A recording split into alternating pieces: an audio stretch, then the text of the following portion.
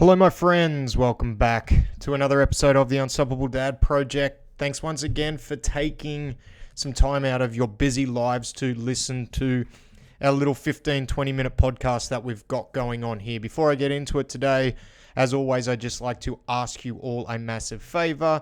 Jump on and make sure you're subscribed to us on all the podcast platforms. So Spotify, Apple, Google, it's on all of them. Because that way you'll be notified every time a new episode drops. We always put the audio up first, so the podcast up first, and then we upload subsequent video versions of it. So you can find the video versions of this on YouTube, so jump on and subscribe on there for us as well. And you'll also be able to find some backdated video versions on Facebook, so the Unstoppable Dad Project on Facebook. And while you're there, you can add yourself into our free Facebook group that we have going on. So this week, the title of the episode, it's why I threw myself into a competition during one of the most stressful times I've had in my life. Now, at the moment we're going through a very, very high stress period from a business point of view. There are some massive changes that are happening within the way we have run business for the last decade. Some of them forced, some of them by choice, but nonetheless, there are massive changes and there are a lot of moving pieces that I need to get across. And I made the decision 2 weeks ago to put my name down and do a jiu-jitsu competition on Sunday. This is being recorded on Saturday, so it will be tomorrow. I'll pop a post up on socials and let you know how I go. But I just decided to go and do it. And I haven't done a competition in over 12 months just due to COVID, and a whole bunch of other factors. The competition scene was a little bit down, and then last year it kind of kicked back in, and I just didn't do it. But one thing I did also notice too, by not having the competitions from a training perspective, my training I was still consistent with it. I was still doing it on a weekly basis, and I was still kind of hitting my minimums, but the application in what I was doing was not there. So one of the main reasons, even though I have so many other external stresses going on in my life, and look, we've all got stress. Everyone's got stress to some point. Some of it's good, some of it's bad. Like, what is ideal stress and what is the ideal dosage? Well, I think for everybody it's different. Everybody can handle everybody's going based off their history, their mindset, like exactly where the stresses are coming from as well too. Exactly how much of that is inside of your control. Like, there are a whole bunch of factors as to what you could consider ideal stress. But I do think to a point, like, we need to put ourselves under some form of ideal stress in order to actually grow and in order to actually get to where we want to go and to be able to move our lives forward. And I decided to put myself under extra stress even though I'm in a period of high stress. And it is controlled stress. It's things that I have control over. And I didn't have to do it. But what it did and what I knew it would do and why I did it is having that thing to train for and having an event to go to. It really got me to hone in on the training side of things. And over the last 12 months, kind of not having an event or not having something, like, still training because I have my overarching goal on why. Like, I want to make sure that even into my later years, I remain athletic. I have a good level of athleticism. I have a very good strength and fitness base so that I can be more physically capable moving into my later years. Like, I have that overarching goal, but having that thing and that event to train for really kind of dials in the training. It forces me to start to prioritize that a little bit more when maybe I have been prioritizing other things over the top of it.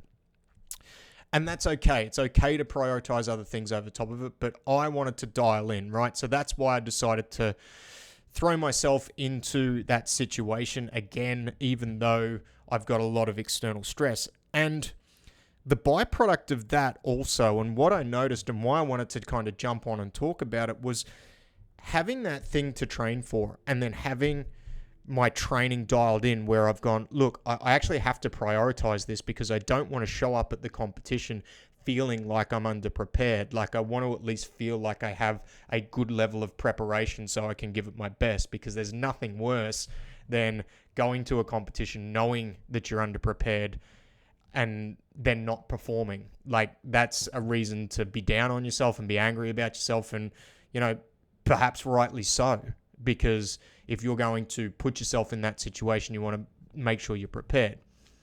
However, not only did it dial in my training, I actually found that it made me dial in with every other thing I was doing within my life. I found that I was getting more and more effective use of my time for the other things that I needed to do, because without being wishy-washy with kind of when I was training, I had to lock in my training times, which it's what I advocate to people, and it's what I should have been doing. And it was one of those things for the last little while where I haven't. It's been a little bit more do as I say, do as I say, not as I do, and so it made me lock in that. And then it meant that because that was locked in and it became a non-negotiable because I was training for this event, I had to use the other time I had in the day better, because I didn't have that card up my sleeve where if I didn't want to go to a jiu-jitsu session on that particular day, I could just do a really quick gym session. It made me really dial in, and when I was sitting down and I was focusing on tasks that I needed to do for the gym, for the dad project, spending time with my family, like I had to engage and lock in on those things because I had this event that I was training for. Therefore, my training got bumped up in my list of the priorities and not pushed to the side if something came up. So I guess the big thing is, even though I put myself under stress and added an extra stress into my life, it actually helped me focus with the other stress that was going on. So it forced me kind of not to ignore the training or not to downplay the training, and it got me doing more of what I needed to do. And it was a really interesting thing. And this is underlying, it was something that I knew, like I inherently knew that was going to be the deal, which is probably the biggest reason why I put my name down to do this in the first place. But then actually going through and now being a day out from that competition and reflecting on what it's actually done, it's quite amazing how we can get into such a rut, and we can just kind of accept the fact that, like, this is where I'm at, and we don't take action on it, and we don't think outside the box and go, you know what, maybe if I just do this one thing or give myself something that to train for, something that I want to do, it may actually filter into everything else we do, because everything we do is connected. Even though when it comes to, say, scheduling, we might have to compartmentalize things, put this time aside for training, put this time aside for work, put this time aside for family. It's still interconnected, because if we don't look after ourselves with the physical and the mental side of things, then that's going to bleed into how we perform with work. And then it's going to bleed into the time and the quality of the time that we have with our family. And it really got highlighted to me over those last 2 weeks, where if you are flexible on your standards for one thing, even though it might seem like you're doing the right thing by, say, another priority in your life, how that can not only affect that adjacent priority, but then the one adjacent to that and the one adjacent to that. And then it just bleeds into every aspect of our life. And that's kind of where I've been at from a training point of view for the last 6 months. Like I said, I will always do training. I will always do some level of training, right? Like it has been, and even when I say I've fallen off, I've still been training 4 or 5 days a week. Like it's still been there. And there's going to be times where maybe you need to dial it back to that level. And training doesn't necessarily mean that I am in the gym 4 or 5 days a week. It might mean that I'm just doing, when I say training, I shouldn't even say training. I should say allocating some designated time for movement.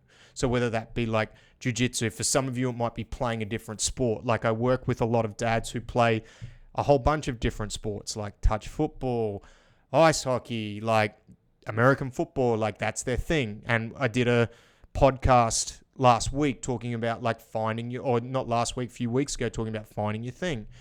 For others, it might actually be going to the gym. It might be powerlifting or weightlifting or something like that. But you might only do that activity 2 or 3 times a week.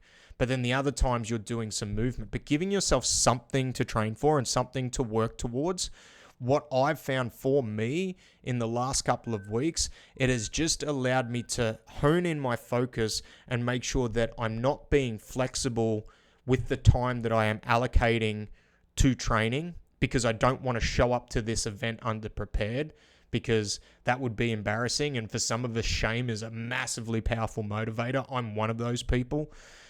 Even though the shame is internalized, it's not necessarily external. To put yourself into a sporting arena, and this is another conversation, take and actually go and do the activity. Like, it takes a lot of guts to do that, because you are putting yourself out there. But there is this thing internally where if you are underprepared, you haven't trained properly for it, deep down we know. So if we lose or if we don't perform well and you haven't prepared, like, right? So for me, knowing that is a potential byproduct of not being prepared, it forced me to lock in that time for my training and actually prioritize it. Whereas for the last 6, 8, 9, even probably 12 months, I've been getting a little bit flexible on when I've been training, because I've been pushing that down the priority list so I can allocate more time to growing the business and those other things that are, money earning, which are important. But these last 2 weeks, I have had more going on really than I have had any other week of the year, and more things that I've had to deal with and more moving pieces. And I've actually found by locking in and having this thing to train for, it has helped me not only prioritize and use my time more effectively, but also mentally deal with and work through those things easier. So sometimes if we are really struggling and we feel like there's a lot of external stresses, putting yourself in a situation where there's some level of controlled stress and there's a change and it's something outside the box and you're giving yourself something to work towards, to train for, can be helpful, because it forces us to be a lot more disciplined with our time and our time allocation. There's going to be times in life where maybe that extra stress is not going to be the right thing. For me right now, that's what it is. This is just a thought, because there's been some people that I've talked to that know what I've been going through, and I'm like, oh yeah, I'm competing on the weekend, and they're like, why the fuck would you go and do that? Like, you've got all this other stuff going on.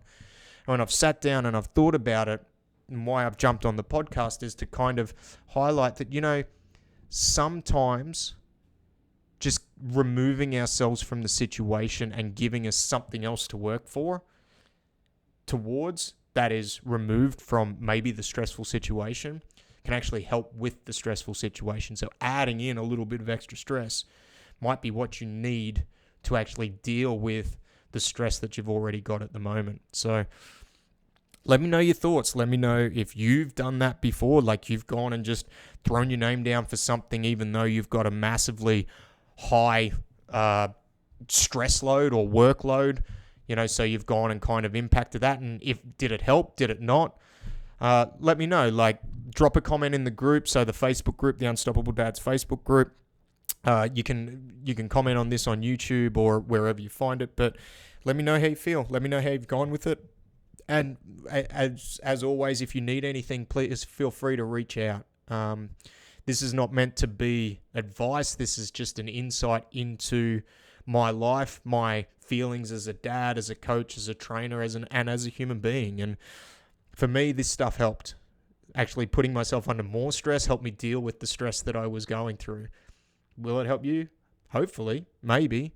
In fact, it might actually be that one thing you need to kind of propel yourself to where you need to go, or where you want to go, more importantly. So take it easy. Have a great week, and I will talk to you all next week. Goodbye.